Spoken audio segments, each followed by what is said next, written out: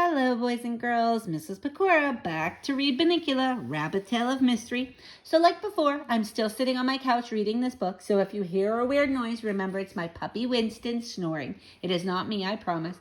Even though he likes to read, he kind of falls asleep when he sits next to me on the couch. So we just read that we know that Chester went crazy and he tried to pound a steak, a piece of meat, onto Bunnicula. So he got thrown outside. Harold ended up eating the steak. And then the next day,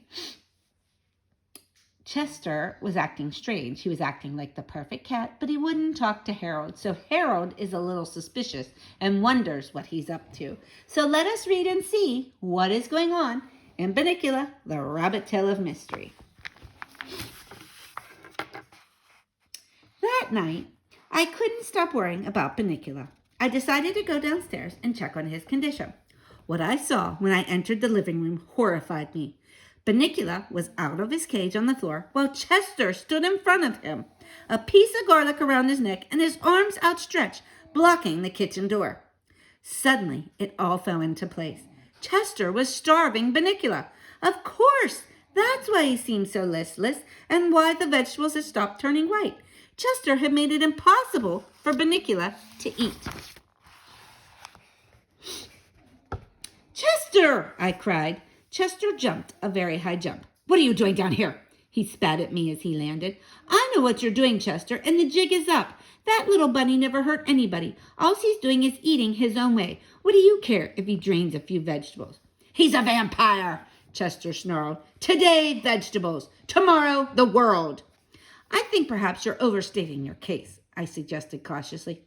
"Go back to bed, Harold. This is larger than the two of us. It may seem harsh, but I'm only being cruel to be kind." Who's he being kind to, I wondered, as I went back upstairs? The tomatoes and zucchinis of the world? Maybe a few cabbages? It just didn't make sense, but I could see I wasn't going to get anywhere with Chester tonight. Tomorrow, however, would be another story, and I was determined that by hook or by crook, my friend Bunnicula would eat by sundown the next day. Chapter 8, Disaster in the Dining Room. I realized that there was nothing I could do for Bunnicula during the day since he was sleeping, but that gave me time to plan my strategy. At first, I thought I would bring food to his cage, but then it occurred to me that Chester might be taking everything away that was given to him. Pete and Toby usually left lettuce for Bunnicula during the day while he was sleeping, and Chester, ever watchful, probably nabbed it each evening just before the rabbit woke. No, there would have to be another way.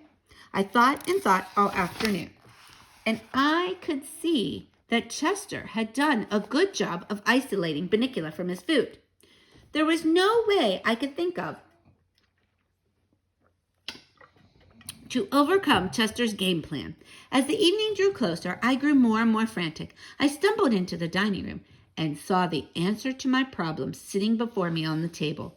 It was a big bowl of salad. All I had to do was get Bunnicula to the salad and let him get his fill before the family came in to eat. With that white bunny dressing on it, they would never notice if a few vegetables were white. I ran to the hallway to check the clock. 6:15. It would be 15 minutes before the sun went down and Bunnicula woke up. I would then need at least 5 minutes to get him from his cage to the table and feed him. All I had to do was make sure no one came into the room until he had finished. I needed a good 20 minutes at least. I went back into the living room. Chester was asleep on his brown velvet chair, shedding in his sleep, still worn out from the previous night's activities.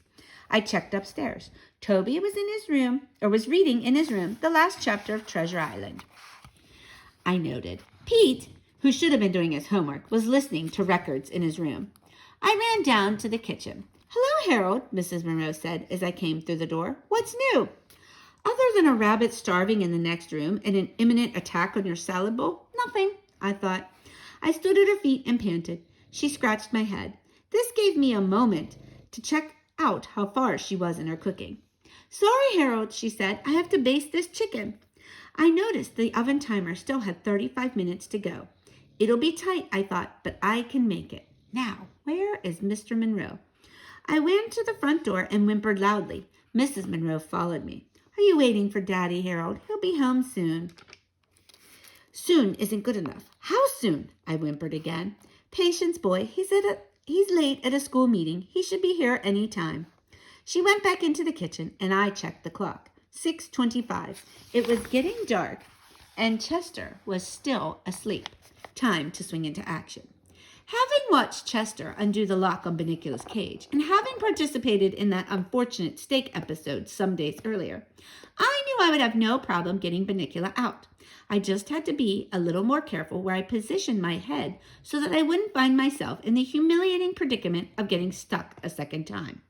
My timing was perfect. With Bunnicula swinging peacefully from my teeth, I made my way stealthily toward the dining room as the last rays of sunlight gave way to the dark of night. Once inside the dining room door, Bunnicula awakened in great bewilderment. It is not every day, after all, that one finds itself, upon awakening, hanging from the jaws of a fellow creature, even so caring and gentle a creature as myself. Bunnicula opened his eyes wide and turned his face as best as he could to me. I jumped onto the nearest chair and placed the rabbit safely on the table's edge. "Okay," I whispered. "There's your dinner. Go get it. Get your fill as fast as you can, poor bunny. I'll stand guard." I don't know that Bunnicula fully understood what was going on, but the sight of the vegetables piled high in the center of the table sent him scurrying in their direction. He was very hungry. As luck would have it, and as I should have anticipated, Chester's sense of timing was as astute as my own. No sooner had Bunnicula reached the edge of the salad bowl than the door swung open and Chester bounded into the room. He surveyed the scene frantically. I was unable to act fast enough.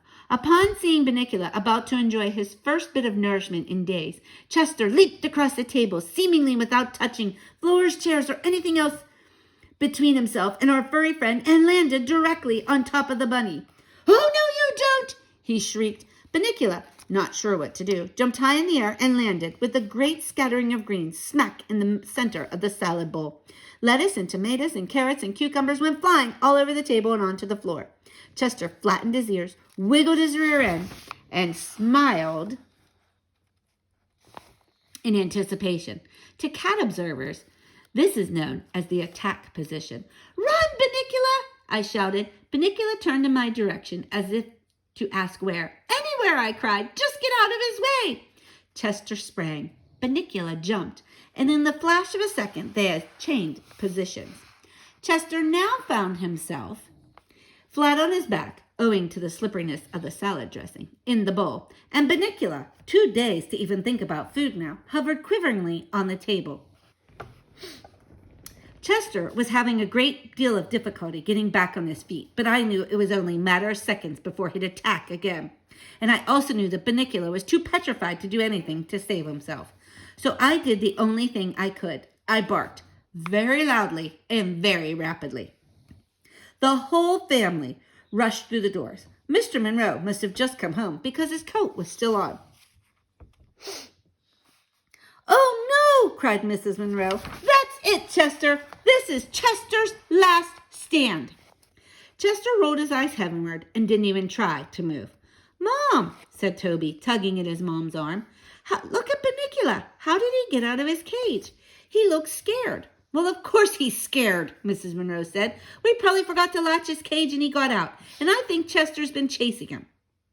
Toby put his face close to the rabbit. "Mom, doesn't Bunnicula look kind of sick?" "We better take them all to the vet to see if any damage was done," she answered. I started to whimper. No need for me to go to the vet. Mr. Monroe patted my head. "We may as well take Harold along," he said. "He's probably due for his shots." Mrs. Monroe carefully picked Chester out of the salad bowl and carried him by the scruff of the neck to the kitchen. "I'm going to give Chester a quick bath," she said to Mr. Monroe. "Why don't you put together a fresh salad? Toby, you and Peter put Bunnicula back in his cage, and then clean up the table." I didn't stick around for an assignment. This was not the time to be in the way. And besides, I now had a whole evening and night ruined worrying about the next morning's visit to the vet.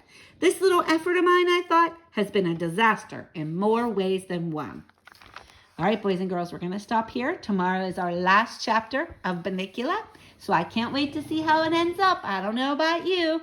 Bye-bye.